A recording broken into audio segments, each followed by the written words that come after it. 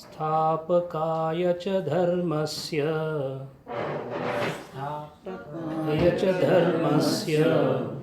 सर्वधर्मस्वरूपिणे अवतारवरिष्ठाय रामकृष्णाय ते नमः। नमः श्रीयतिराजाय विवेकानन्दसूरये सच्चित्सुखस्वरूपाय स्वामिने तापहारिणे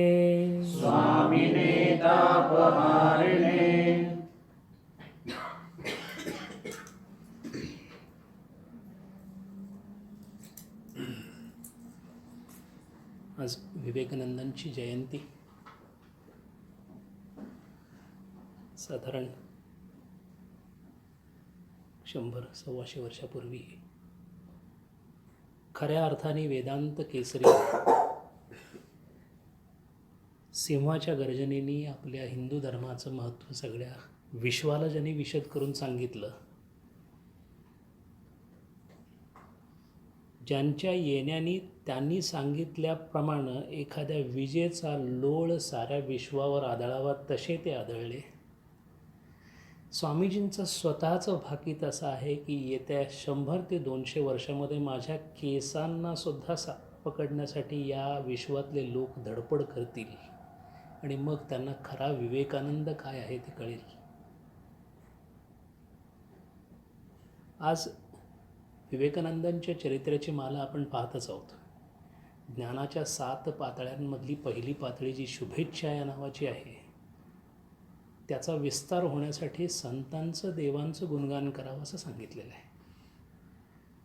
स्वामीजींच्या गुणगानामध्ये आपली जवळजवळ 25 लेक्चर्स आत्तापर्यंत झाली आणि त्या लेक्चर्सच्या संदर्भामध्ये आपण असं पाहिलं की अमेरिकेमध्ये असताना स्वामीजी एका वेगळ्या अवस्थेमध्ये वावरत होते. स्वामीजींनी 1893च्या 31 मेला आपल्या देशातून प्रस्थान केलं, दिग्विजयासाठी बाहेर पडले, दिग्विजय केला आणि 1893 ते 1895 नोव्हेंबरपर्यंत 2.5 वर्ष सतत संपूर्ण ख्रिस्ती मिशनऱ्यांचे गलत सलत आरोप, अत्यंत मानसिक त्रास देणारी अवहेलना सगळं सहन करत हा एकटा संन्यासी योद्धा त्या भूमीवर आपल्या हिंदू धर्माची पताका फडकवत राहिला. स्वामीजींची पुष्कळ भाषणं झाली आणि मग स्वामीजींनी ऑक्टोबर-नोव्हेंबर 1895च्या महिन्यामध्ये सांगितलं की बस आता यापुढे कोणाच्याही दिवाणखान्यामध्ये जाऊन मी भाषण देणार नाही. आता भाषण होईल ते अशा ठिकाणी होईल जिथे गरीब असतील. वेदांताचं बाळकडू हे गरिबांपर्यंत पोचलं पाहिजे, किंबहुना गरिबांना त्याची नुसती गरजच नव्हे तर ते त्याला जास्त पात्र आहेत असं ते स्वतःच मानत असत. आणि मग अशा प्रचंड प्रयत्नांनी त्यांच्या काही 6 अध्यायांनी त्यांच्यासाठी 2 खोल्या न्यूयॉर्कमध्ये 38 स्ट्रीटला मुकर्रर केल्या. या 2 खोल्यांची व्याप्ती फारशी मोठी नव्हती, कारण प्रश्न असा होता की स्वामीजी बोलणार म्हणजे स्वामीजी वर्ग घेणार आणि कुणापुढे वर्ग घ्यायचेत, अशा लोकांपुढे वर्ग घ्यायचेत की ज्या लोकांनी आजपर्यंत प्रस्थानत्रयी नावाचा शब्द ऐकलेला नाही, उपनिषद नावांचा शब्द माहीत नाही, ज्यांना ब्रह्मसूत्र माहीत नाहीत, ब्रह्म माहीत नाही, कर्मसंकल्पना माहीत नाही, ज्ञान माहीत नाही, भक्ती माहीत नाही, अशा लोकांपुढे ज्यांनी आपल्या संपूर्ण उभ्या आयुष्यामध्ये उपनिषदांशिवाय एकही शब्द उच्चारला नाही, ते स्वामीजी वर्ग घेणार होते. वर्गाची संख्या साधारण 20 ते 25 धरावी असं सर्वसंमतीनं ठरलं. 25 माणसांसाठी 2 खोल्या पुष्कळ झाल्या असं म्हणून डिसेंबरच्या 1895 महिन्यामध्ये स्वामीजींनी हे वर्ग चालू केले. या वर्गाचं एक वैशिष्ट्य असं होतं की हा वर्ग जो चालू झाला तो कर्मयोग शिकवण्यासाठी चालू झाला. वर्गाचं दुसरं वैशिष्ट्य असं होतं की आत्तापर्यंत स्वामीजींनी दिलेल्या कोणत्याही व्याख्यानाचा लिखित भाग उपलब्ध झालेला नव्हता. दोन कारणं होती. एक, लिहिणाऱ्यांना स्वामीजी काय बोलतात हे कितपत कळेल किंबहुना भावलं तरी लिहितीलच याची खात्री नव्हती. काहींनी प्रयत्न केले होते, पण स्वामीजींच्या त्या धबधब्यापुढे काही लोकांनी 4 वाक्य लिहून घेतली, काहींनी दुसरी 4 लिहिली आणि मग त्या सगळ्यांना मिळून सम्मिलित करण्याचं काम काही लोकांनी प्रयत्न केला, पण तो मनासारखा उतरला नाही. तेव्हा यावेळेला स्वामीजींची मनधरणी करण्यात आली. सगळ्यांनी सांगितलं, स्वामीजी कर्मयोगाचे वर्ग होणार आहेत, तुमची परवानगी असेल तर एक स्टेनो आपण घेऊया. न्यूयॉर्क टाइम्समध्ये जाहिरात देण्यात आली की एका भारतीय संन्याशाच्या वर्गासाठी स्टेनो हवेत. त्याकाळी स्टेनो बऱ्यापैकी अवेलेबल पण होते. त्यापैकी 3 लोक इंटरव्ह्यूला आले, तिघांना अपॉइंट केलं, तिघेच्या तिघे 2 दिवसात गेले. याचं कारण असं होतं की त्यांच्या स्टेनोगिरीच्या स्पीडच्या पुढे स्वामीजींचं स्पीच होतं. एक शब्द अवघड, स्वामीजींचा ओघ थांबवणं अवघड, आणि तिसरी गोष्ट, बऱ्याच जणांचं असं झालं की बरेच जण स्वामीजींच्याकडेच बघत राहिले, त्यामुळे काही शब्दही अपुरे राहिले. आता बहुतेक आपल्याला हे आपण कुठेतरी उतरून काढायला लागेल असं वाटत असतानाच एक गृहस्थ आले, शेवटचा विद्यार्थी म्हणून त्याचा इंटरव्ह्यू करायचं ठरलं, आणि त्यांचं नाव गुडविन. आज या गुडविनांचे उपकार म्हणून आज आपण कर्मयोगाच्या या वर्गासाठी इथं उपस्थित राहू शकलो, किंवा जे कर्मयोगाचं स्वामी विवेकानंदांचं पुस्तक आज सगळीकडे उपलब्ध आहे ते या गुडविन यांच्यामुळे. प्रचंड स्पीड असणारे हे गुडविन आले आणि पगार ठरला 5 पाऊंड 1 आठवड्याला घेईन म्हणून सांगितलं. पहिल्या आठवड्याचा पगार रविवारी देण्यात आला. दुसऱ्या आठवड्याच्या सोमवारी गुडविननी सांगितलं, मला पैसे नकोत. विचारणा झाली, गुडविन असं काय झालं, तुम्ही सोडणार वगैरे तर नाही? म्हणाले, या व्यक्तीकडून मला पैसे घ्यावेसे वाटत नाहीत. तिसऱ्या आठवड्याच्या सोमवारी गुडविन येऊन स्वामीजींना भेटले आणि त्यांनी विनंती अशी केली की स्वामीजी, केव्हा ना केव्हा तरी तुमची ही व्याख्यानं संपणार आहेत, मग मी कुठे जाऊ? स्वामीजी म्हणाले, स्टेनोचं काम तेवढंच आहे. म्हणाले, तसं नाही, आता मी निर्णय घेतला आहे की मला आता या आयुष्यामध्ये कुठेही जायचं नाही, मला फक्त तुमच्याबरोबर राहायचं आहे. हे गुडविन नंतर स्वामीजींच्याबरोबर राहिले. त्यांच्या इंग्लंडच्या भेटीमध्ये तिकडं आले. इंग्लंडमध्ये झालेले राजयोग आणि ज्ञानयोग हे दोन्हीही त्यांनी टिप्पणं लिहून घेतली. इतकंच नव्हे तर त्यांनी नंतर स्वामीजींच्याबरोबर भारतामध्ये आगमन झालं. शेवटपर्यंत भारतामध्ये राहिले आणि भारतातल्या उटकमंड उटी या जागी त्यांचा मृत्यू झाला. मृत्यूनंतर एकच वाक्य स्वामीजींनी त्याच्याबद्दल काढलेलं आहे की एक जीवनमुक्त गेला, अशी गुडविनांची तयारी होते. या गुडविनांनी जे लिहून घेतलं त्यामुळे आज कर्मयुगाचा योग आपल्याला आलेला आहे. डॉक्टर साहेबांनी खूप कष्ट घेऊन आपल्याला कर्मयोग पोहोचवण्याचा आपल्यापर्यंत प्रयत्न केला. ज्ञानेश्वरीचा वेगळ्या वेगळ्या पद्धतीने स्वामीजी डॉक्टर साहेबांनी अभ्यास केलेला आहे. या सगळ्या अभ्यासाला पूरक होईल असा थोडासा विचार आपण कर्मयोगांचा स्वामीजींचा करायचा आहे. एकही शब्द माझा नाही. 2 मोठे प्रश्न आहेत. एक म्हणजे एखाद्या अत्यंत दुर्धर आजारावर औषध सांगायचं असेल आणि पेशंटला अजिबात वेळ नाही, अशा वेळा डॉक्टरला कसं वाटत असेल तसं मला साधारण वाटते, कारण 1.5 तासाच्या कर्मयोगामधून राहिलेल्या सगळ्या आयुष्याचं औषध आपण घेण्याचा प्रयत्न करत आहोत.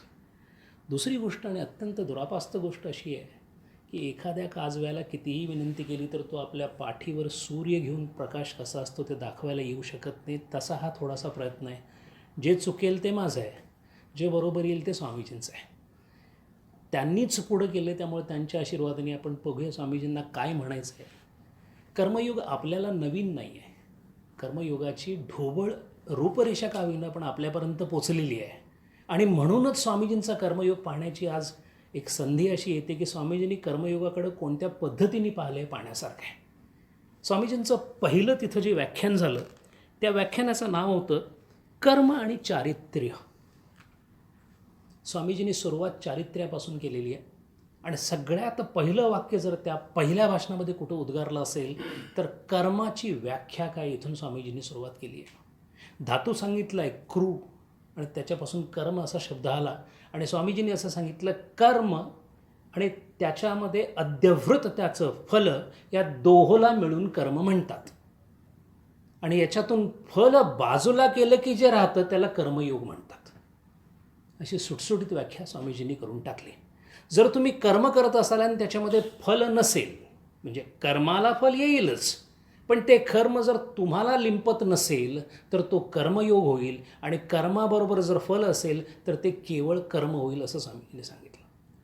स्वामीजींनी एका श्वासामध्ये पुढं असं सांगितलं की या जगामध्ये आणि अनंत असणाऱ्या त्या ब्रह्मतत्वामध्ये एकमेव फरक इतकाच आहे की जेव्हा काल कारण या साच्यामध्ये ते अनंत तत्व घातलं गेलं, त्याच वेळेला विश्वाची निर्मिती झाली.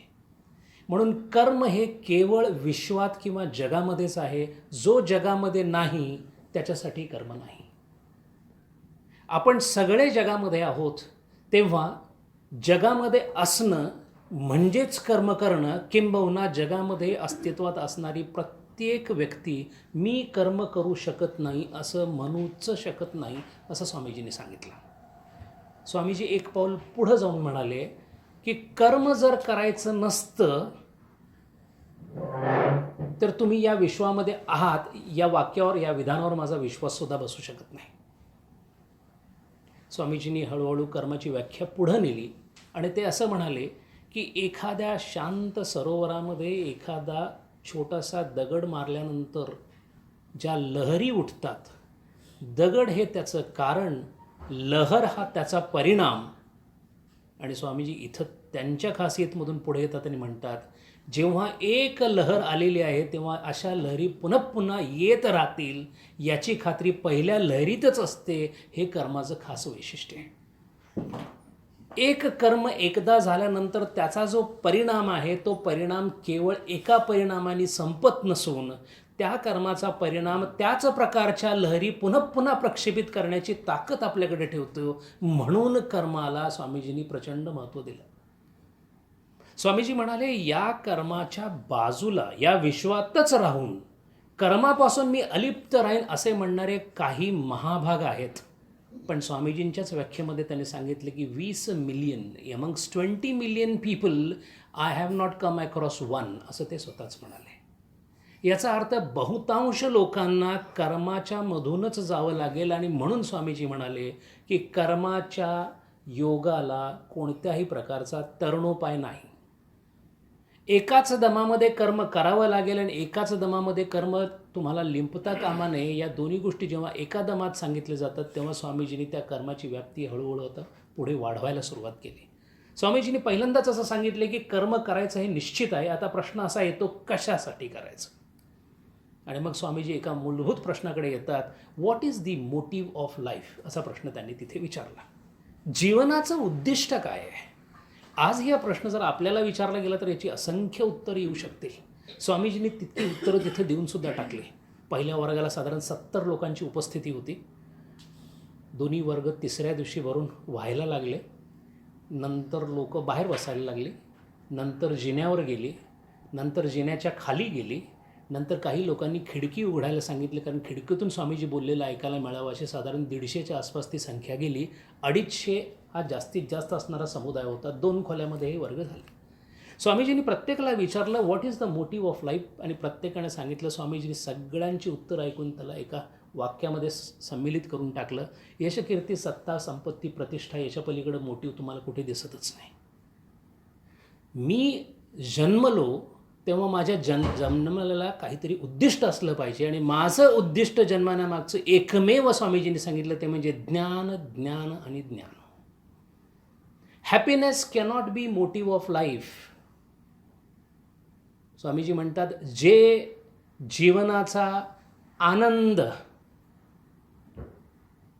जीवनामध्ये जे केवळ सुखाची अपेक्षा करतात, दुःखापासून दूर जाईन अशी अपेक्षा ठेवतात, त्यांना एकतर हे जग कळालेलं नाही, किंबहुना त्यांची बुद्धी बालिश असण्याची मला शंका येते, असं स्वामीजी म्हणतात. आणि इथं स्वामीजी जगाची व्याख्या चालू करतात.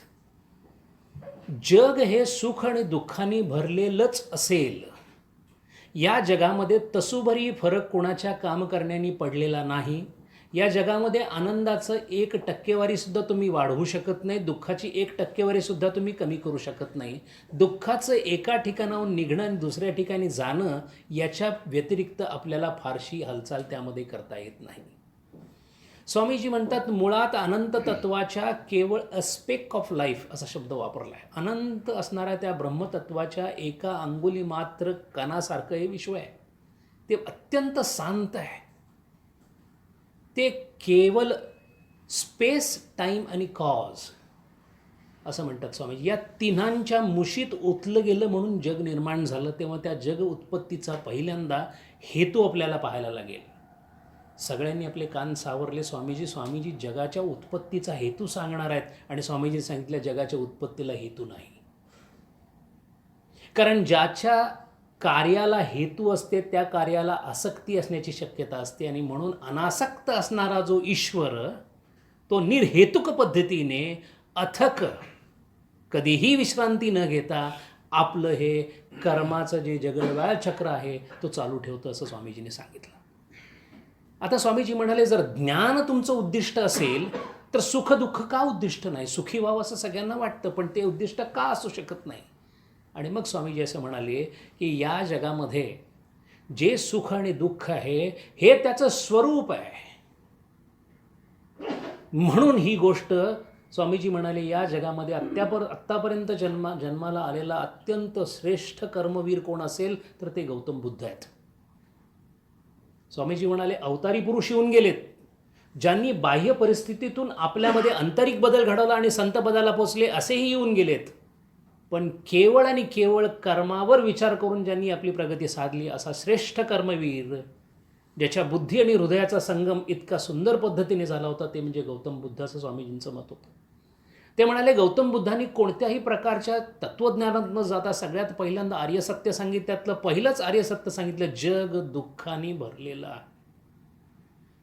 जर जगाची परिस्थिती ही दुःख आणि सुख मिश्रित असेल तर तेव्हा ती परिस्थिती बदलेल. हा खुळचटपणा डोक्यातून काढून टाका असं स्वामीजी म्हणतात. त्याच्या ठिकाणी असणारं सुखदुःखाचं स्वरूप तिथंच राहू दे. तुम्ही फक्त सुखदुःखापासून कसे दूर जाल याच्यावर तुम्ही विचार करा. स्वामीजी म्हणाले याहून काही पडत मूर्ख असतात ते जग बदलण्याचा प्रयत्न करतात. जगामध्ये कोणत्याही प्रकारचा बदल व्यक्ती करू शकत नाही कारण जगाचा नियंता आणि व्यक्ती किंवा जीवाचा नियंताच ईश्वर आहे. जेव्हा माझ्याकडे नियंते पद नसताना जर मी नियंता आहे असं समजून वागलो तर परिस्थिती फार विचित्र होईल स्वामीजी म्हणाले. मग हे ज्ञान आहे कुठे? ठरलं आता माझं उद्दिष्ट ठरलं की मला कर्माने ज्ञान मिळवायचं आहे तर हे ज्ञान आहे कुठे? स्वामीजी म्हणाले ज्ञान या जगामध्ये नाही ज्ञान मनामध्ये आहे. त्यावेळेला न्यूटनचं नाव सगळीकडे प्रसिद्ध झालेलं होतं. स्वामीजींनी तोच गुरुत्वाकर्षणाचा नियम उचलून धरला आणि म्हणाले न्यूटननी गुरुत्वाकर्षणाचा शोध लावला. त्याला गुरुत्वाकर्षण सापडलं. त्यांनी शोधलं की गुरुत्वाकर्षण तिथंच होतं फक्त त्याचा अज्ञानाचा आवरण त्याच्यावरचं दूर झालं. आणि मग स्वामीजी म्हणाले आपल्या मनातील विचाराची शृंखला त्यांची एकमेकाशी असणारी सांगड त्यांना अशा पद्धतीने घातली की जे जिथं होतं ते त्याला दिसलं तोपर्यंत कोणाला दिसलं नव्हतं. असं प्रत्येकाचं आवरण दूर करणे ही जी प्रक्रिया आहे ही प्रक्रियाच म्हणजे ज्ञानाची प्रक्रिया आहे. ज्याचं पूर्ण आवरण दूर झालेलं आहे असा जो असतो त्याला ज्ञानी म्हणतो आणि ज्याच्यावर आवरणाचा घट्ट पडदा पडलेला आहे त्याला मूर्ख असं म्हटलं जातं. स्वामीजी म्हणाले कर्म ही एक किंवा कर्मयोग ही एक अशी पद्धती आहे की त्यामुळे आपल्या अज्ञानाचं आवरण टप्प्याटप्प्याने क्रमाक्रमाने पूर्ण होईल. जर अशी ज्ञानाची परिस्थिती असेल तर मग प्रश्न असा येतो की कर्म करण्याबद्दल तुम्ही आम्हाला का सांगता? कर्म सगळेच करतात आम्हीही करतो त्यात तुम्ही सांगावं असं काय आहे? आणि स्वामीजी इथं म्हणाले की प्रश्न एवढाच आहे कर्म सगळेच करतात कर्म कसं करायचं हे त्यांना माहीत नसतं. म्हणून ज्या कर्मांनी आपण अडकतो त्याच कर्मांनी आपण बाहेर येऊ शकतो. फक्त कर्म कोणत्या पद्धतीने करायचं याच्यावर अभ्यास करणं जरुरीचं आहे. आणि मग स्वामीजी म्हणाले याच्यावर मुळापासून मुले कुठारा असा घाव आणणारी एकमेव ग्रंथ या जगामध्ये जो आहे तो भगवद्गीता असं म्हणाले. म्हणून स्वामीजी म्हणाले या जगामध्ये अत्यंत बुद्धिमान माणूस जर कोण असेल आणि व्यासांचं नाव घेतलेलं नाही अत्यंत बुद्धिमान जर कोण असेल तर ज्यांनी भगवद्गीतेची रचना केली. आणि मग स्वामीजी असं म्हणतात की जर कर्मापासून सुटका नाही कर्मातून सुटका होणे जरुरीचे आहे आणि कर्मातून सुटका कर्मा करूनच करायची असेल तर याचाच अर्थ असा की याच्यामध्ये कुठेतरी कौशल्याचा अंतर्भाव आहे. योग हा कर्मसु कौशल्यम. स्वामीजींनी पुढे सांगायला सुरुवात केली की जे जे कर्म मी करतो हे कर्म माझ्याकडे आलेलं आहे म्हणून मी करतो, मी ठरवतो म्हणून करतो की मला करायला लागतंय म्हणून करतो. स्वामीजींनी त्याच्याबद्दल स्पष्ट आपला निर्णय देऊन टाकलेला आहे की तुमच्या पुढं वाढवून ठेवलेलं कर्म हे तुमचं कर्म आहे, तुम्ही तयार केलेलं आहे. ज्या परिस्थितीमध्ये हे कर्म तुमच्याकडे आले त्याच्या परिस्थितीला कारणीभूत तुम्हीच आहात. त्यामुळं कर्माशी संबंधित असणारी प्रत्येक गोष्ट त्या जीवाशीच संबंधित आहे. फक्त ते कर्म त्याच्यासमोर आणणे यासाठी लागणारं जे काही साधन आहे ते साधन पुरवणारा जो आहे तो ईश्वर आहे. स्वामीजींनी कर्माचा नियम सांगायला सुरुवात केली. स्वामीजी म्हणाले नियम म्हणजे काय, इथून आपण सुरू करू. सगळे म्हणाले नियम म्हणजे लॉ. स्वामीजी म्हणाले लॉ असं आपल्याकडे पाश्चिमात्य विद्यापीठात सांगितलं जातं. भारतीय शास्त्रामध्ये दर्शनामध्ये न्याय नावाचं दर्शन आहे, त्या दर्शनामध्ये व्याप्ती नावाचा शब्द आहे. आणि व्याप्ती सांगताना स्वामीजी असं म्हणाले एखादी घटना घडल्यानंतर दुसरी घटना घडेल आणि त्या दोन घटनांचा एकमेकाशी काहीतरी संबंध असेल, तो जर संबंध पुनरावृत्तीने परत परत आला तर त्याचा नियम बनतो. ह्या नियमाचा उद्गम आहे आणि कर्म हा याच नियमाने चालतो, म्हणजेच कर्माला व्याप्ती आहे. स्वामीजी थोडेसे पुढं सरकतात आणि तिसऱ्या दिवशीच्या आपल्या भाषणामध्ये असं सांगतात की कर्म आणि विचार याचा संबंध काय.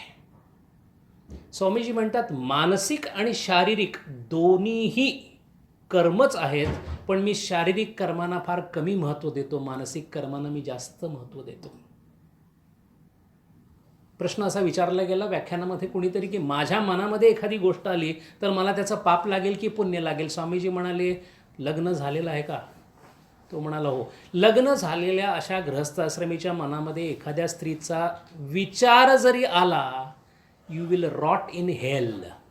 ते म्हणाले या कर्माचं ते फल आहे. याचा अर्थ विचारांना फल आहे, विचार हे कर्म आहेत. आणि मग स्वामीजींनी असं सांगितलं की जेव्हा कर्म कसं करायचं हे कळतं तेव्हा ज्या पद्धतीने आपण कर्म करतो त्याच्यामध्ये ईश्वराने दिलेल्या 3 शक्तीपैकी एका शक्तीचा आपण अपव्यय करत असतो. ती म्हणजे त्याची शक्ती जी आपल्याला ज्ञानशक्ती आहे, कार्यशक्ती आहे. त्यातल्या कार्यशक्तीचं विडंबना आपण करतो. कर्म करण्यामध्ये पूर्ण ताकद आपली खर्ची लावतो. त्यामुळे ताकदीचं खच्चीकरण, आणि जी ताकद तुमची नाही त्याला खच्चीकरण करण्याचा अधिकार तुमचा नाही असं स्वामीजी म्हणायचे. याउलट जो योग्य प्रकारे कर्म करतो किंवा जो कर्मयोगाचा अधिकारी आहे तो या शक्तीचा संचय करतो. आणि जेव्हा असा कर्मयोगी शक्तीचा संचय करतो तेव्हा त्याच्याकडून प्रचंड मोठी जायजंटिक विल असा शब्द वापरला त्याने. असा कर्मयोगी जेव्हा आपल्या इच्छाशक्तीला त्या कार्यशक्तीने कार्यान्वित करतो तेव्हा या जगामध्ये उलथापालथ करणारे बदल घडून येतात जे मोठ्या मोठ्या राजांना शक्य होणार नाही. म्हणून स्वामीजी म्हणतात की हे जे आहे हे कशामुळे आलं याचा सुद्धा अभ्यास करणं फार जरुरीचं आहे. बुद्धांचं बुद्ध होणं हे अनुवंशिक आहे की बुद्धांचं बुद्ध होणं हे कर्माचा सिद्धांत आहे. स्वामीजी म्हणाले बुद्धांचं बुद्ध होणं जर अनुवंशिक असतं तर राजा शुद्धोधन त्यांच्यापेक्षा मोठा झाला असता. पुढं ते असं म्हणतात की कदाचित त्याच्याच राजवाड्यातला एक माणूससुद्धा त्याचं ऐकत नसेल. जर जीससकडे जी ताकद होती स्वामीजी म्हणतात ती नसती तर जोसेफसारखे कार्पेंटर अजून 1000 झाले असते, पण त्यातून येशू ख्रिस्त जन्माला येत नाही. आणि जर मला विचाराल, स्वामीजी म्हणतात जर मला विचाराल तर मी कोण आहे किंवा बुद्ध कोण आहे या सगळ्यांना कारणीभूत त्यांच्या कर्मविपाकाचा सिद्धांत आहे. अनंत जन्मांच्या कर्मानंतर हळूहळू शुभेच्छा होत होत होत शुभकर्मांनी चित्तशुद्धीने पुढे गेलेली हे सगळे लोक आहेत. आणि जेव्हा जेव्हा चित्तशुद्धी होते तेव्हा तेव्हा कर्मयोग फलद्रूप व्हायला सुरुवात होते. स्वामीजी हळूच विचारांकडे आले आणि म्हणाले विचारांबद्दल आपल्याला काय माहिती आहे. 2-3 लोकांनी सांगितलं वी थिंक. स्वामीजी म्हणाले you think that is why you are a human being.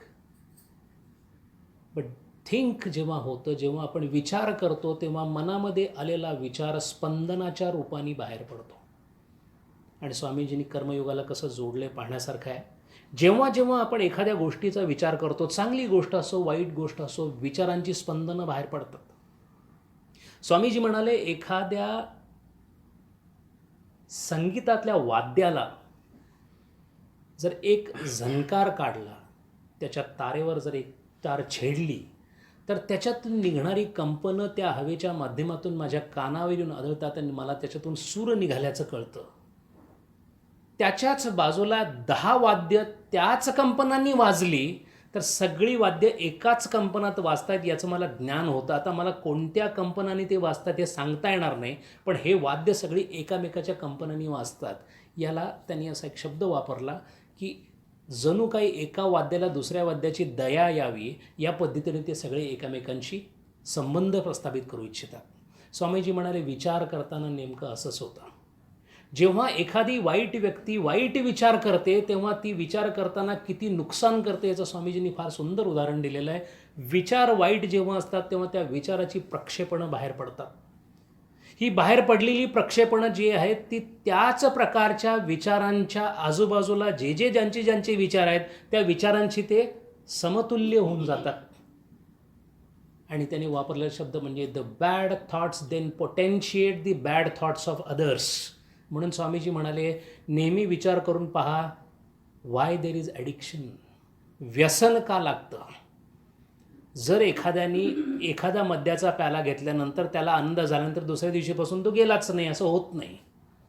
याचं कारण असं आहे की त्या विचारांना त्याच प्रकारच्या विचारांना समानशीले व्यसनेषु सख्यम अशा प्रकारची एकाच स्थितीमध्ये असणारे विचार जेव्हा एकत्र येतात तेव्हा स्वामीजी म्हणतात 2 प्रकारचे धोके असतात.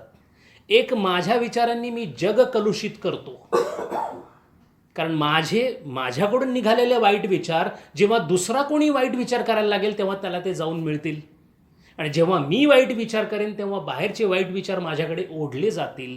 आणि असे ओढले गेल्यानंतर स्वामीजी पुढे जाऊन स्वामीजींचा भौतिकशास्त्राचा अत्यंत चांगला अभ्यास होता. स्वामीजी म्हणाले आपल्या सगळ्यांना माहिती असेल एखाद्या प्रकाशाच्या स्रोतापासून निघालेला प्रकाश पृथ्वीपर्यंत पोचायला सूर्यावरून त्याला वेळ लागतो.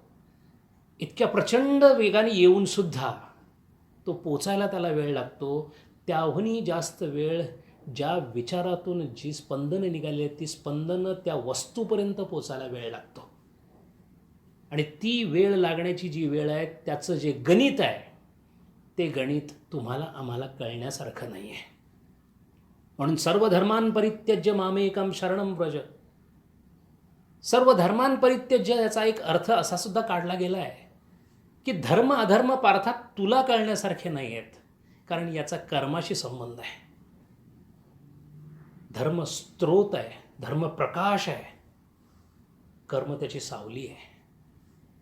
स्वामीजी म्हणाले की अशा प्रकारे त्या स्पंदनांचं जे संक्रमण आहे ते इतक्या वेळाने होऊ शकतं. आणि म्हणून स्वामीजींनी सांगितले की कोणत्याही धर्माच्या 3 बाजू असतात. एक तत्त्वज्ञानाची बाजू, एक मायथॉलॉजी पुराणाची बाजू आणि तिसरी बाजू ही कर्मकांडाची बाजू.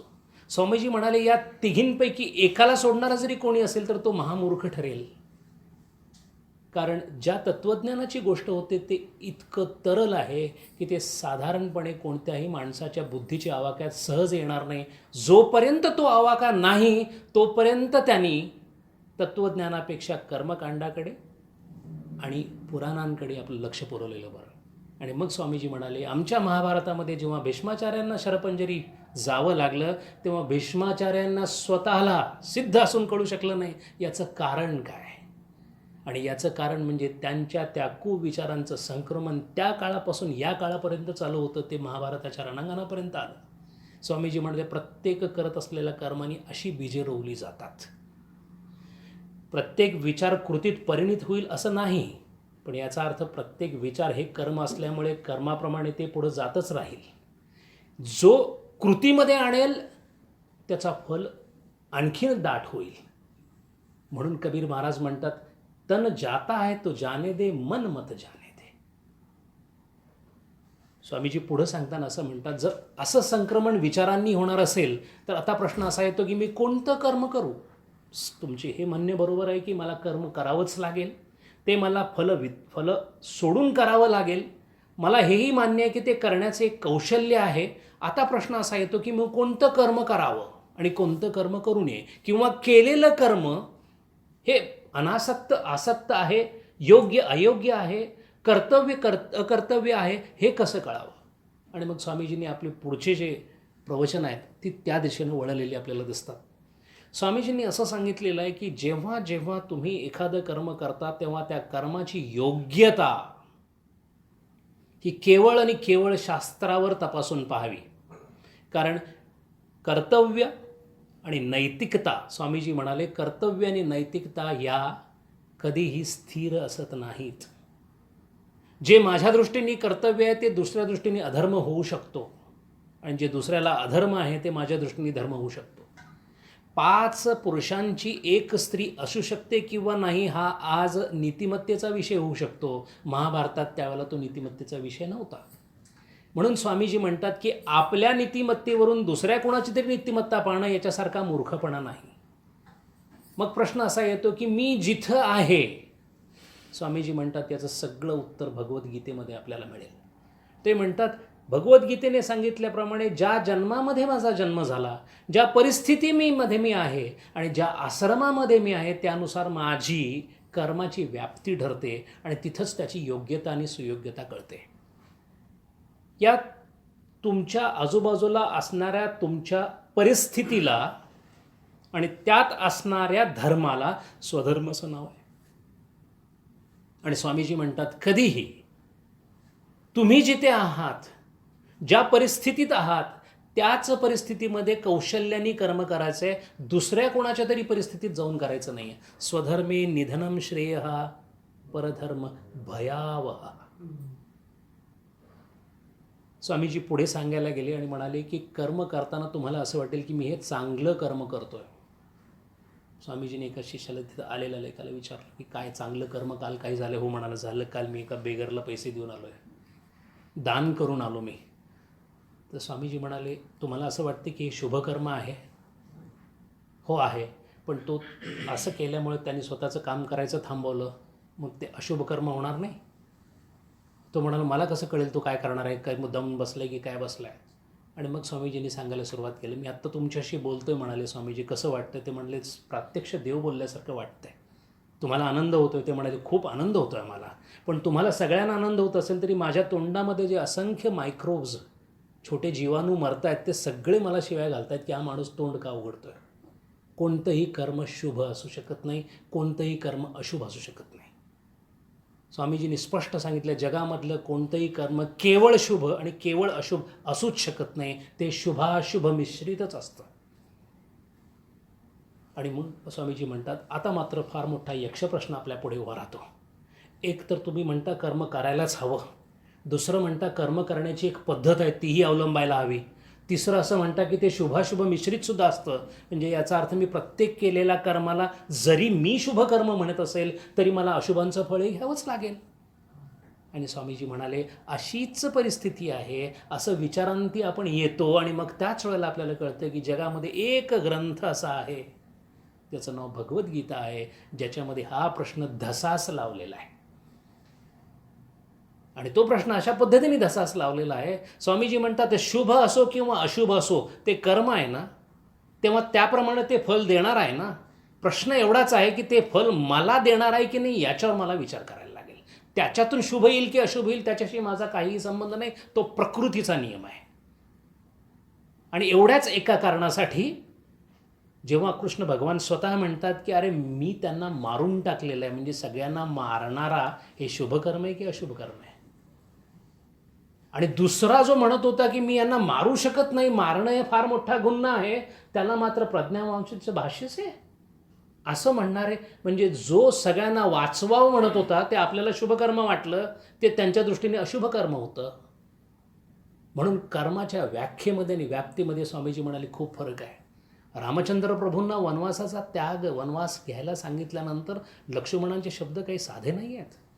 दादा, आपल्या वडिलांना मोह झालेला आहे, आईच्या आहारी गेलेत ते.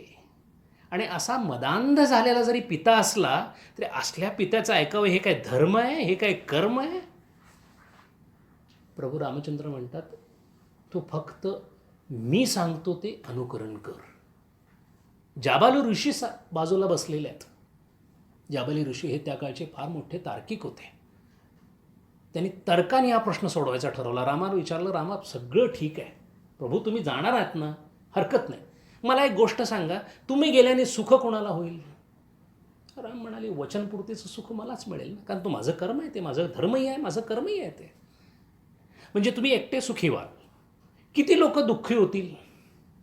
अख्खी अयोध्या म्हणेल की रामाचं राज्य आम्हाला मिळणारच नाही, म्हणजे अख्खी अयोध्या दुःखी, पत्नी दुःखी. दशरथाला काही फारसा आनंद झाला आहे अशीही गोष्ट नाही.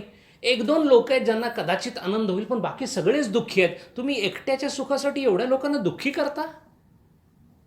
तर्काच्या बाबतीत व्यवस्थित बसतंय. म्हणून धर्म कोणता आणि अधर्म कोणता हे सांगणं किती अवघड आहे.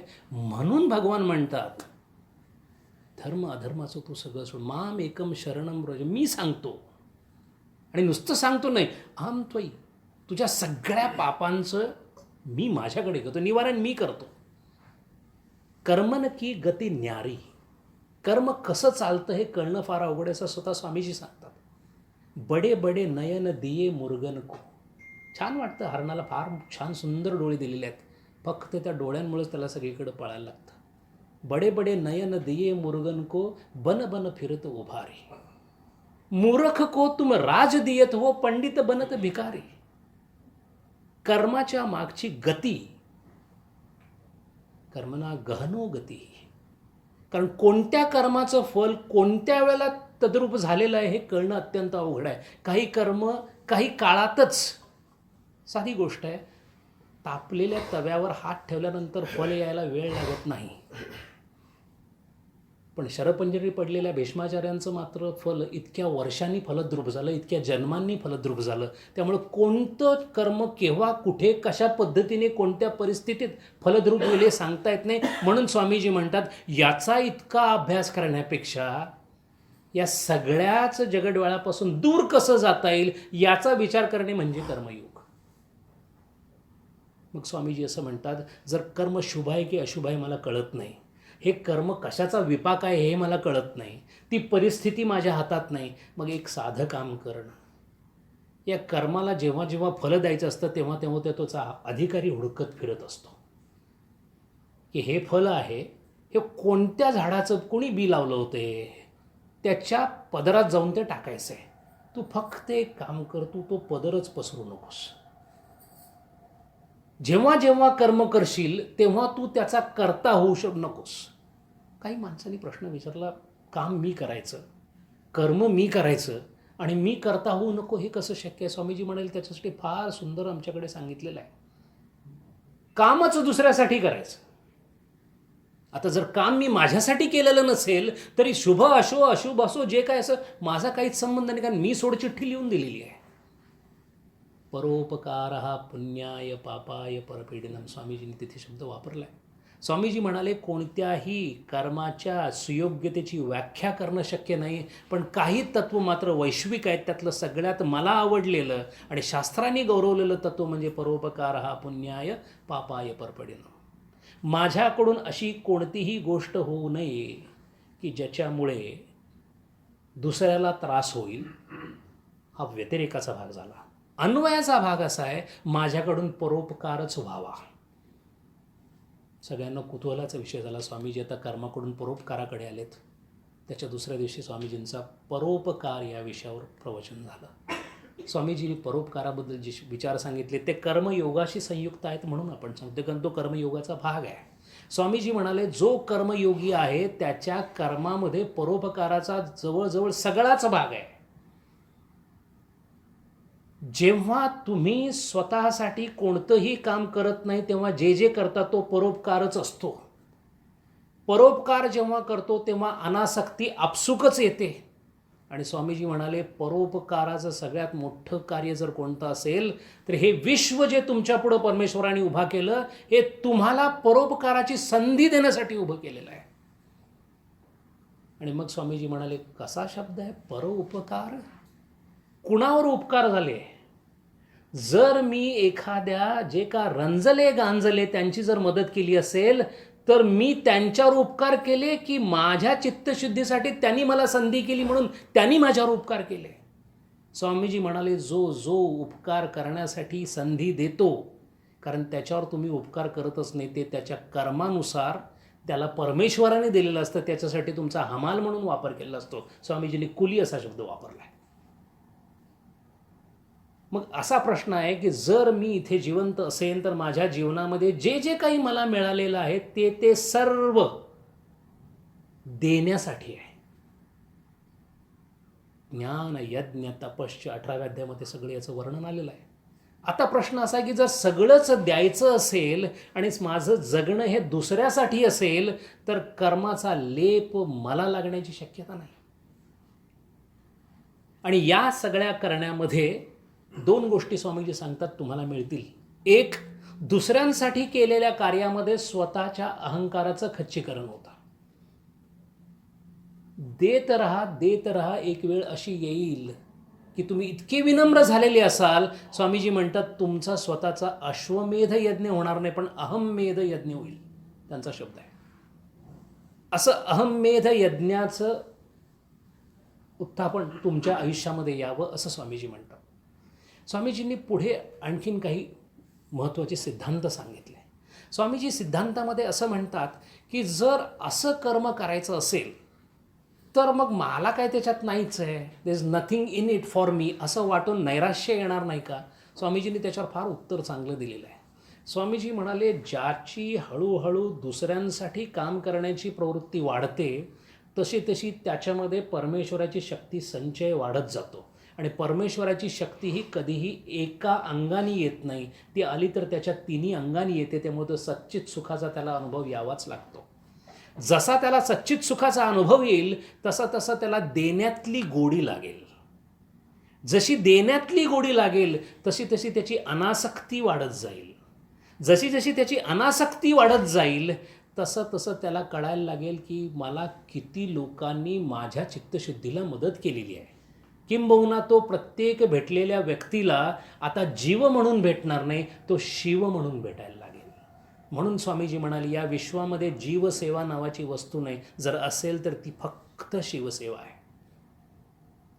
अथक प्रयत्न अथक कर्म हे करावंच लागेल, पण प्रत्येक कर्म हे परोपकार अनासक्तीसाठी केलेलं असेल असं स्वामीजी म्हणाले. मग स्वामीजींनी सांगितलं, कुर्वन्नेवेह कर्मानी जिजी विषेत शतगम समाहा. असं कर्म करत तू 100 वर्ष जग. एवं त्वयी नान्यत होत असती. This is the only thing that you have in your life. Swamiji म्हणतात, कर्म करण्याव्यतिरिक्त तुझ्याकडे तुझ्या आयुष्याला अर्थच नाही आहे कर्माशिवाय. न कर्म लिप्यते नरे. असं कर्म कर की जे तुला लिंपणार नाही, त्या फळापासून तू दूर राहशील. स्वामीजी आपली व्याख्या जेव्हा पुढे घेऊन जातात तेव्हा स्वामीजी असं म्हणतात की या जगावर उपकार करण्यासाठी तुम्ही जन्माला आला आहात असं काही लोकांची संकल्पना आहे. याच्यापेक्षा खोलचटपणाची संकल्पना मला अजून पाहायला मिळाली नाही असं स्वामीजी म्हणतात. स्वामीजी पुढं असं म्हणतात की जग जसं आहे तसंच राहील. इतिहास काढून बघा. स्वामीजींनी सांगितलं, ग्रीक रोमन काळामध्ये जेवढं दुःख होतं तेवढंच दुःख आज अमेरिकेमध्ये आहे. ना दुःखामध्ये काही कमी झालेलं आहे किंवा ना सुखामध्ये वाढ झालेली आहे. जागा स्थल काल बदलेल पण sum total of everything Swamiji says would remain always the same. एकाने प्रश्न विचारला की स्वामीजी असं कसं काय? सगळे तर आपण जग छान व्हावं म्हणून प्रयत्न करतो. स्वामीजी म्हणाले, जरा 2 प्रकारचे लोक असतात. एक, जग हे नैराश्याने भरलेलं आहे, एकदम खतम आहे, खराब आहे, अमुक आहे तमुक आहे म्हणणारी अशी नैराश्यवादी लोक असतात. आणि काही इतके आशावादी असतात की जग हे फार सुंदर आहे, मजा करण्यासाठी जन्मालेलं आहे, अशा पद्धतीची लोक आहेत. स्वामीजी म्हणाले, दोघांनाही जग कळालेलं नाही आहे. जग जसं आहे तसंच राहील, कारण जग कसं असावं हा तुमचा आणि माझा प्रश्नच नाही आहे. जग जसं आहे तसंच राहील, फक्त या जगातून माझी सुटका कशी होईल याच्यावर फक्त तुम्ही केंद्रीभूत करा. आणि म्हणून मग स्वामीजी असं म्हणाले की जर तुम्हाला यात विषयावर गंभीर विचार जर करायचा असेल तर या जीवनामध्ये तुम्हाला जी संधी मिळालेली आहे त्या संधीचा एकमेव उपयोग म्हणजे भविष्यावर नजर ठेवा. केलेल्या सुकर्माचा त्वरित परिणाम आपल्याकडे यावा अशी जी घाई तुम्हाला दिसते ती तुमच्या बाबतीत योग्य नाही, कारण क्रममुक्ती ही कर्ममुक्तीचं मूळ आहे. स्वामीजी म्हणाले 2 प्रकारची लोक या जगामध्ये आहेत, एक न इति न इति न इति म्हणणारे, नेती नीती म्हणणारे. पण स्वामीजी म्हणाले माझ्या आयुष्यामध्ये मी अगदी बोटावर मोजावे अशी काही लोक पाहिलेली आहेत. पवहारी बाबांचं त्यांनी नाव घेतलं. ते म्हणाले अहंकाराचा पूर्ण लय झालेला जर मी कोणी बघितलं असेल तर पवहारी बाबा, पण ते फार विरळ आहे. आपल्याच टाकलेल्या कातीकडं जसं सापानी बघावं तसं विश्वाकडं बघणारे फार कमी जन्माला येतात. या जगामध्ये बहुतेक सगळे इति इति इति असं म्हणणारे जास्त आहेत. आणि इथं स्वामीजी कर्मयोगाची व्याख्या फार वेगळ्या पद्धतीने बदलतात. इथे स्वामीजींची खासियत दिसते. स्वामीजी म्हणाले या जगामध्ये कोणत्याही प्रकारची समानता तुम्हाला सापडणार नाही आणि त्याची अपेक्षासुद्धा करू नये. त्याचं कारण असं आहे, इथे स्वामीजी थोडंसं त्यावेळेला कम्युनिझमवर वगैरे थोडीशी टीका करत होते. स्वामीजींचं म्हणणं असं होतं की या जगामध्ये असणारं वैविध्य हे या विश्वाचं वैशिष्ट्य आहे. वैविध्य हे असलंच पाहिजे, ते राहीलच. आणि त्याचं साधं कारण असं आहे, त्याने सांगितलं की ज्यांनी ज्या ज्या प्रकारची कर्म केलेली आहेत त्या प्रकारानुसार तो जीव त्या ठिकाणी आपल्याला मिळेल. आणि तो जसा असेल त्यावरून त्याचं चारित्र्य ठरेल. आणि चारित्र्याचं फार सुंदर व्याख्या स्वामीजींनी केलेली आहे. एखाद्या समुद्राच्या जवळ गेल्यानंतर लाटेचा खूप मोठा धीरगंभीर आवाज येतो, पण त्या लाटेच्या मध्ये असंख्य छोट्या लाटांनी ती मोठी लाट बनलेली आहे. हे जसं आपल्याला कळत नाही तसं एखाद्याचं चारित्र्य जेव्हा पुढे यावं तेव्हा त्याच्या मागे छोट्या अनेक कर्मांची रांग लागलेली आहे, विधी लागलेली आहे, हे आपल्याला कळत नाही. म्हणून स्वामीजी म्हणतात की कोणताही व्यक्ती कर्म करत असताना सगळ्यात हलकं कर्म करताना मोठ्या व्यक्तीला पाहावं आणि त्यातून त्याचं मोठेपण ओळखावं. एखादा जर एखाद्या ठिकाणी बसला ज्ञानी माणूस तर त्याच्या बसण्यावरील तो ज्ञानी आहे असं कळू शकतो, असं स्वामीजी म्हणायचे. स्वामीजी म्हणाले जर अशी परिस्थिती असेल, जर तुम्हाला या पद्धतीने वागायचं असेल तर तुम्हाला काही नियम पाळावे लागतील. आणि या नियमांना आपण कर्तव्य असं पण म्हणतो. पण स्वामीजी म्हणतात 2 मिनटं थांबा. कर्तव्य आणि नीती या 2 गोष्टींमुळे बरीचशी गफलत झालेली आहे. जे कर्तव्य मला आत्ता कर्तव्य म्हणून वाटतं तो कदाचित अधर्मसुद्धा असू शकेल. परिस्थिती, काल, आश्रम अशा अनेक गोष्टींना लक्षात घेऊन तुम्ही स्वतःचं कर्तव्य निश्चित करा. आज माझी 3 मुलं दुबईमध्ये शिकत आहेत, त्यांना मला शिकवणं हे माझं ध्येय आहे. त्यामुळे माझी आई मात्र भारतामध्ये एकटी पडलेली आहे आणि आता मला तिला ओल्ड एज होममध्ये टाकावं लागलं. याच्यामध्ये तो अधर्म की हे सगळं सोडून जाऊन मुलांचं नुकसान करावं हा धर्म. प्रत्येक धर्म अधर्माची व्याख्या, कर्माची व्याख्या वेगळ्या परिस्थितीमध्ये. म्हणून स्वामीजी म्हणाले या बाबतीत थोडासा माझा धर्म जगाच्या पुढे आहे, कारण माझ्या धर्मामध्ये या सगळ्या गोष्टींचा विचार झाल्यामुळे आम्ही सगळ्याच गोष्टी 4 आश्रमामध्ये विखरून टाकलेल्या आहेत.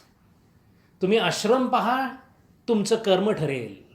तुम्ही ब्रह्मचर्य आश्रमात आहात, आता आईवडिलांची जबाबदारी नाही घेऊ शकत, तो अधर्म होईल, कारण ब्रह्मचर्य आश्रमामध्ये आहात. तुम्ही गृहस्थाश्रमामध्ये आहात. आणि मग स्वामीजी इथं म्हणाले या 4 आश्रमापैकी मी फक्त 2 आश्रमाबद्दल बोलणार आहे, कारण बाकीचे 2 आश्रम हे संक्रमित अवस्थेतले आश्रम आहेत. ब्रह्मचर्य आश्रमामध्ये ज्ञानार्जन करून तो गृहस्थ होणार आहे आणि गृहस्थानंतर संन्यासाश्रमाकडे जाताना वाटेत आलेला टप्पा वानप्रस्थाश्रम आहे. त्यामुळे या दोन्ही आश्रमामध्ये फारशा मोठ्या गोष्टी मानसिक घडामोडीशिवाय जास्त घडत नाहीत. समाजाच्या दृष्टीने जर पाहायला गेलं तर सगळ्यात जास्त भागीदारी ज्यांची आहे ते संन्यासाश्रम आणि गृहस्थाश्रम आहे. आणि मग स्वामीजींनी महापरिनिर्वाण सूत्र या ग्रंथातला उपदेश सांगायला सुरुवात केली. स्वामीजींच्या एकूण प्रेक्षकांमध्ये स्त्रियांची संख्या जास्त होती, पुरुषही होते. त्या दिवशी त्यांनी सांगितलेलं जे व्याख्यान आहे ते व्याख्यान आणि दासबोध जवळजवळ हे झाकावं आणि ते उघडावं अशा पद्धतीचे आहेत. स्वामीजींनी गृहस्थाची कर्तव्य सांगितली आहेत, कारण त्यांनी असं सांगितलं की एखादा गृहस्थ जेव्हा गृहस्थाश्रमाची कर्तव्य व्यवस्थित पार पाडतो आणि जसं कर्म गृहस्थाकडून व्हायला पाहिजे तसं होतं, त्याचं पुण्य एखाद्या संन्यासाने ध्यानामध्ये तो जितकं पुण्य मिळेल त्याच्यापेक्षा त्याचं जास्त पुण्य आहे. आणि त्याचं कारण स्वामीजींनी असं सांगितलं की गृहस्थाश्रमामध्ये जो आहे तो सगळ्यात पहिल्यांदा राजसाला समोर जातो. स्वामीजी म्हणाले, एकदम सात्विकतेची अपेक्षा करून संन्यासाश्रमाकडे झुकण्याचा जो विचार आहे तो मनातून काढून टाका. नेती करणारे किंवा निवृत्ती पथाचे लोक वेगळे आहेत, आपण प्रवृत्ती पथाचे आहोत हे नेहमी लक्षात ठेवा.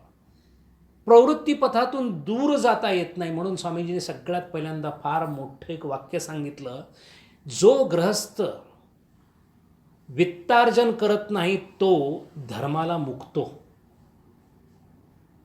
वित्तार्जन हे ग्रस्थाकडून झालंच पाहिजे असं त्यांनी लिहून ठेवलेलं आहे. जोडोनिया धन उत्तम व्यवहार आहे. तुकाराम महाराजांनी तोडोनिया धन म्हटलेलंच नाही आहे, पण त्याच्यातला उत्तरार्ध स्वामीजींनी पण सांगितलं आणि इथे सांगितलं, उदास विचारे वेचकरी. मिळवण्याबद्दल आमचंही फारसं काही ऑब्जेक्शन नाही आहे. कर्माच्या कौशल्यामध्ये मिळालेल्या वित्ताचा उपयोग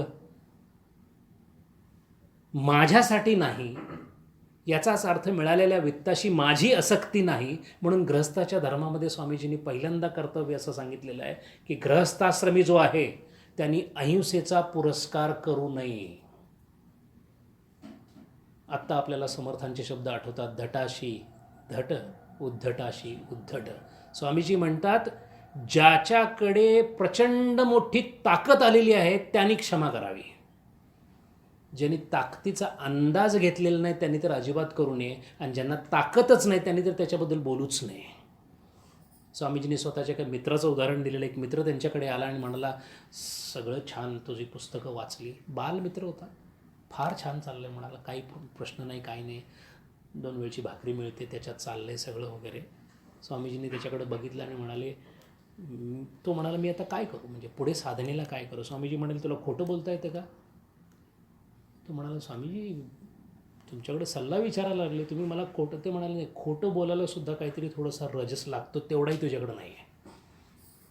तमसी लोकांचं कामच नव्हे, तामसामध्ये सगळ्यात पहिल्यांदा सात्विकता येणार नाही, राजसच आणावा लागेल. म्हणून स्वामीजी म्हणाले की जो गृहस्थाश्रमी आहे तो राजसामध्ये आहे. राजसाचा परिपूर्ण उपयोग करून उपभोग्यतेकडे आपला कल असूनसुद्धा क्रमशः कर्मयोग साध्य होईल असं स्वामीजींचं मत आहे. गृहस्थाश्रमामुळे बाकीच्या सगळे आश्रम माझ्यावर अवलंबून आहेत. गृहस्थांनी कसं असावं त्याच्यामध्ये त्यांनी पुरुषांवर दिलेली कर्तव्य पाहण्यासारखी आहेत. स्वामीजींनी लिहिलेलं आहे, कोणत्याही परिस्थितीमध्ये आपल्या पत्नीला जो दुःख देतो तो अधर्माच्या खाईत लोटला जातो, आणि तिथे कोणत्याही प्रकारचं ऑब्जेक्शन लावलेलं नाही. फक्त एक ऑब्जेक्शन, जर पत्नी पतिव्रता असेल तर, असं लिहिलं आहे. आई आणि वडिलांच्या बाबतची कर्तव्य सांगताना स्वामीजींनी असं म्हटलेलं आहे की इथं कोणत्याही प्रकारचा प्रोव्हिजो लावलेला नाही. आई आणि वडील या दोघांची सेवा करणं हे गृहस्थाश्रमेचं काम नव्हे, कर्तव्य कर्म आहे असं त्यांनी लिहून ठेवलेलं आहे. जो पितरांच्या सेवेपासून पदच्युत झाला त्याचा कर्मयोग सफल होऊ शकत नाही असं स्वामीजी सांगतात. वित्त, वस्त्र, निष्ठा आणि प्रेम या 4 गोष्टी प्रत्येक पतीने पत्नीला दिल्याच पाहिजेत असं स्वामीजींनी लिहून ठेवले. हा कर्माचा भाग आहे, हा कर्तव्याचा भाग आहे. तो कसा असावा, प्रत्येक दुष्ट प्रवृत्तीला लढण्यासाठी सतत तयार असणारा गृहस्थी असावा. But he should be as gentle as lamb to his friends and relatives असं स्वामीजींनी लिहिलेलं आहे. माझ्या शरीराचा, मनाचा, कर्माचा माझ्यावर अवलंबून असणाऱ्या और अवलंबून नसणाऱ्या सर्वांसाठी जास्तीत जास्त उपयोग व्हावा असा जो गृहस्थी पाहतो तो सधर्मयुक्त असतो असं स्वामीजींनी लिहून ठेवलेलं आहे. जेव्हा धर्माची व्याख्या स्वामीजींनी थोडीशी बाजूला केली आणि कर्माकडे परत आले तेव्हा त्यांनी असं सांगितलं की आता कर्माच्या बाबतीतची काही संकल्पना तुमच्या स्पष्ट झाल्या असतील. कर्म करावं लागणार आहे. कर्म करण्यापूर्वी एक प्रश्न विचारून पाहावा, माझ्यासाठी कर्म आहे की कर्मासाठी कर्म आहे. जेव्हा कर्तव्य भावनेतून करतो तेव्हा स्वामीजी म्हणाले तो उदात्त भावनेतून करतो. पण गमतीचा भाग असा आहे, स्वामीजी म्हणाले केवळ कर्तव्याच्या भावनेने जीवनाची गाडी चालवायला गेलं तर ती भयंकर कुरकुर करते. त्याच्यासाठी प्रेमाचं वंगण घातलं पाहिजे, असा त्यांचा शब्द आहे. आई मुलाला वाढवते, कर्तव्य म्हणून वाढवायला गेली तर त्रास होईल, त्याच्यामध्ये प्रेमाचा अंश आहे. म्हणून स्वामीजी म्हणाले ईश्वर प्रेमानंतर जर कोणतं मोठं प्रेम असेल तर फक्त मातृप्रेम आहे. हे सगळे स्वामीजींचे शब्द आहेत. स्वामीजी म्हणाले प्रत्येक गोष्ट प्रेमाने व्हायला पाहिजे आणि प्रेमानं होण्यासाठी कर्मामध्ये सगळ्यात मोठा एक महत्त्वाचा भाग जो सगळीकडे विसरला जातो त्याच्याकडे स्वामीजींनी सगळ्यांचं लक्ष वेधून घेतलं. स्वामीजी म्हणाले शब्द, आपल्या मुखातून पडणारे बाहेर येणारे शब्द हे एक प्रकारचं प्रतीक आहे. एखाद्या माणसाला मी जर आता तू मूर्ख आहेस म्हटल्याबरोबर तो आपल्या मुठी आवळतो. शब्दांची ताकद किती मोठी आहे. सबद सबद हर कोई कहे, सबद के हात न पाव, एक सबद औषध करे, एक सबद करे घाव, कबीर म्हणतात. आणि अशा प्रकारचे शब्द असताना कर्मामध्ये शब्दाचा भयंकर मोठं महत्त्व आहे असं स्वामीजींचं मत आहे. म्हणून जेव्हा जेव्हा आपण शब्द वापरू तेव्हा ते शब्द प्रेमाने ओथंबलेले असावेत असं स्वामीजींचं मत आहे. आई तेच काम करते मुलासाठी. मुलगा काहीही लहान मुलं ऐकत नसतं. ते पाय हलवतं, हात हलवतं, सुसू करतं, अमुक करतं, घाण करतं, भयंकर त्रास देतं आईला. पण या सगळ्या त्रासामध्ये आईला आनंद वाटत असतो. त्याचं एकच कारण आहे, त्या कर्माच्या मागे फक्त प्रेम आहे. स्वामीजी म्हणाले असंच जर आपण केलं तर, माझ्या गुरूंनी म्हणाले असंच सांगितलं होतं. स्वामीजी म्हणाले माझे गुरु म्हणजे रामकृष्ण असे म्हणायचे, दाई असते तिच्याकडं खूप मुलं असतात, ती तिची नसतातच, पण प्रत्येक मुलावर तिचं प्रेम असतं. आणि जेव्हा तिची आई येऊन मुलाला घेऊन जाते त्यावेळेला तिला काही वाटत पण नाही. आपलं राहणं असं असावं असं स्वामीजी सांगायचे. या जगामधली प्रत्येक व्यक्ती हे माझं मूल आहे, हे माझं प्रेमाचं नातं आहे. आणि मग जर प्रेमाचं नातं असेल तर असूयेला कुठे भाव आहे, विजिगुप्सता कुठे आहे. आणि मग आपल्याला कळतं की तुकाराम महाराज एका वाक्यात काय सांगतात, कोणाही जीवाचा न घडो मत्सर वर्म सर्वेश्वर पूजनाचे. सगळ्या ईश्वरांच्या पूजनाचं मर्म कशामध्ये असेल तर कोणाही जीवाचा न घडो मत्सर. मत्सराचा भागच असा आहे की मी आणि तू अशी दोन विभागणी केलेली आहे. जर माझ्या कर्मामध्ये माझ्या प्रत्येक कर्माला मी स्वतःला मध्ये न आणता इतरांसाठी माझं कर्म होतंय अशी त्यागाची भावना बाळगायची असेल तर असूयेला जागा कुठं राहते. आणि म्हणून स्वामीजी म्हणाले ज्ञानयोगी जिथं पोचतो, भक्तियोगी जिथं पोचतो तोच थांबा कर्मयोगीसुद्धा जाऊन पोचतो. त्या थांब्याचं नाव आहे अनासक्त. अनासक्त हे त्या नाण्याची दुसरी बाजू आहे ज्याची दुसरी बाजू अहंकार वर्जन, आत्मविसर्जन, आत्मत्याग, अहंकार लय, ह्या सगळ्या एकच वस्तू आहेत. आणि म्हणून स्वामीजींनी स्पष्ट असं लिहिलेलं आहे, कोणत्याही देवळात गेला नसेल तर चालेल, कोणताही ग्रंथ वाचला नसेल चालेल, एकदाही परमेश्वराच्या समोर डोकं ठेवलं नसेल चालेल, पण जर संपूर्ण आयुष्य अनासक्तीने दुसऱ्यासाठी जगला असेल तर तो तिथेच पोचेल जिथे ज्ञानी पोचेल. स्वामीजींनी कर्माच्या काही आणखीन व्याख्या स्पष्ट करायला सुरुवात केल्या आणि त्यावेळेस स्वामीजी एका वेगळ्या प्रतलावर गेले. याच 6 आठवड्याच्या वर्गांमध्ये स्वामीजी एकदा अनासक्त योगाबद्दल बोलायला गेले. बोलता बोलता बोलता ते ब्रह्मज्ञानाबद्दल बोलायला लागले आणि स्वामीजी एकदम गप्प झाले. स्वामीजी गप्प झालेले बघून बाकीची जी काही मंडळी होती ती पुढं आली. स्वामीजी समाधीमध्ये गेले होते. बऱ्याच जणांनी समाधी पाहिलेली नव्हती, पुष्कळ जणांनी ऐकलेली नव्हती, बऱ्याच जणांनी काढता पाय घेतला कारण बहुतेक हा गेलेला आहे, आपल्यावर नाव येईल म्हणून ती मंडळी निघून गेली. कृपानंद महाराज म्हणजे स्वामीजींच्याबरोबर असणारा जो अमेरिकन होता तो प्रश्न पडला त्याला. वाल्डोबाई बाजूला होत्या, त्यांनाही कळेना. थोड्या वेळानं स्वामीजी शुद्धीवर आल्यानंतर स्वामीजींनी सांगितलं की हा एक बीजमंत्र आहे, जरा लिहून घ्या कागदावर. पुढे असं कधी काय झालं, कारण होऊ शकतं, मला देहभानावर यायला फार त्रास होतो असं स्वामीजींची तक्रार होती. तक्रारी दोन्हीकडे आहेत. त्यांची कशी आहे आणि आपली कशी आहे पहा. ध्येय बाणावर याला त्रास होतो अशी त्यांची तक्रार होते. तेव्हा तसं जर झालं तर वर्गामध्ये खंड नको म्हणून हे एवढं माझ्या कानामध्ये बोला असं सांगून त्यांनी ठेवलं होतं. वर्ग वाढत चालले होते. प्रत्येकाला प्रगल्भतेने त्यांनी सांगितलेले. या संपूर्ण 6 आठवड्याच्या वर्गामध्ये स्वामीजींनी फक्त एकदा महापरिनिर्वाण सूत्रामध्ये काही 7-8 श्लोक संस्कृत वापरले असतील, किंबहुना संस्कृत अजिबात कुठेही वापरलं नाही. अत्यंत साध्या सोप्या शब्दामध्ये कर्मयोग स्वामीजी शिकवत होते. आणि मग स्वामीजी जेव्हा शेवट आला तेव्हा मात्र स्वामीजी एका वेगळ्या अवस्थेमध्ये गेले. स्वामीजी असं म्हणाले की अरे, आपण एखाद्या लहान मुलांच्या खेळाबद्दल खूप वेळ बोलावं ना, तसं कर्मयोगाबद्दल मी बोलतोय. कारण गमतीचा भाग असा आहे, ह्या जगाचा व्यास किती आहे. जिथे या 3 गोष्टी आहेत, आकाश, काल आणि निमित्त, या 3 गोष्टींनी वेष्टित असं हे सगळं आहे. ही अवच्छिन्नता जी आहे, ही अख्ख्या विश्वाची जी आहे ती इतकी छोटी आहे की माझे गुरुजी सांगतात त्याप्रमाणे साधारण 5 मिनटं एखाद्या ठिकाणी बसावं ना, तसं हे विश्व आहे. कधी बसला कधी उठून गेला कळतसुद्धा नाही. पण त्या 5 मिनटामध्ये इतका मोठा घोळ झाल्यामुळे इतकं मोठं तत्त्वज्ञान सांगायला लागतंय. याच्यापेक्षा शर्मेची गोष्ट काय असू शकते. वेद ओरडून सांगतायत शृण्वन्तो अमृतस्य पुत्र हा, आणि आम्ही अमृताचे पुत्र नाही म्हणून ओरडून परत उलटं सांगत आहे. याच्यापेक्षा जास्त कोणती ट्रॅजेडी किंवा शोकांतिका असू शकत नाही असं स्वामीजी म्हणाले.